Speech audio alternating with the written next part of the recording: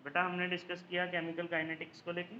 Chemical kinetics क्या है? एक ऐसी ब्रांच केमिस्ट्री की जो डील करती है रेट ऑफ केमिकल रिएक्शन से। रेट ऑफ केमिकल रिएक्शंस को अगर देखें तो बेटा 3 टाइप की रिएक्शंस होती हैं, वेरी फास्ट, मॉडरेट और वेरी स्लो। ऐसी रिएक्शंस जो बहुत धीरे चलती हैं, ऐसी रिएक्शंस जो बहुत तेज़ चलती हैं, और ऐसी रिएक्शंस जो ठीक ठीक चलती हैं, मॉडरेट चलती हैं। तो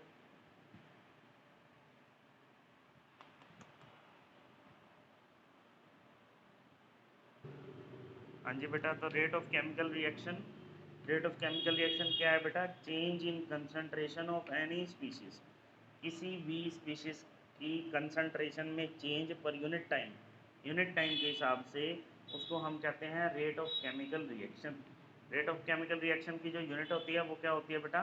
मोल पर लीटर पर सेकेंड, मोल पर लीटर पर सेकेंड। जैसे अब ये रिएक्शन है जिसमें ए रिएक्टेंट है और बी रिएक्टेंट है, ए और बी दो रिएक्टेंट्स हैं बेटा, तो जो रेट है वो किसके बराबर आएगा? Minus delta concentration of A by में delta T is equal to minus delta concentration of delta B by में डेल्टा टी। और ए और बी जो नंबर ऑफ मोल्स हैं उनसे डिवाइड कर देंगे हम इस फैक्टर को, इस फैक्टर को हम ए और बी से डिवाइड कर देंगे। सिमिलरली प्रोडक्ट के केस में सी और डी आता है, तो डेल्टा सी बाय में डेल्टा टी एंड डी का क्या बन जाएगा? डेल्टा डी बाय में डेल्टा टी। यहाँ पर माइनस माइनस आया रिएक्टेंट के साथ में क्योंकि रिएक्टेंट की कंसंट्रेशन लगातार कम हो रही है, और प्रोडक्ट के साथ में प्लस आया क्योंकि जो प्रोडक्ट है उसकी कंसंट्रेशन लगातार बढ़ रही है। दोबारा समझिए, हमने डिस्कस किया टाइप्स ऑफ रिएक्शन रेट। तो बेटा दो टाइप के रिएक्शन रेट होते हैं, एक तो होता है इंस्टेंटेनियस रेट ऑफ रिएक्शन और दूसरा होता है average rate of reaction. Instantaneous rate of reaction which corresponds to rate at particular instant, जो पर्टिकुलर इंस्टेंट मतलब किसी भी इंस्टेंट पर, किसी भी इंस्टेंट पर, किसी भी इंस्टेंट टाइम पीरियड पर जो रेट ऑफ रिएक्शन होता है उसको इंस्टेंटेनियस रिएक्शन रेट कहते हैं। और जो दो डिफरेंट टाइम इंटरवल्स के बीच में रेट ऑफ रिएक्शन लिया जाता है उसको हम एवरेज रिएक्शन रेट कहते हैं। उसको हम क्या कहते हैं बेटा? Average reaction rate. तो जो एवरेज रिएक्शन रेट है वो किसके बराबर है? C2 माइनस C1 बाय में D2 माइनस D1। और जो इंस्टेंटेनियस रिएक्शन रेट है वो किसके बराबर है?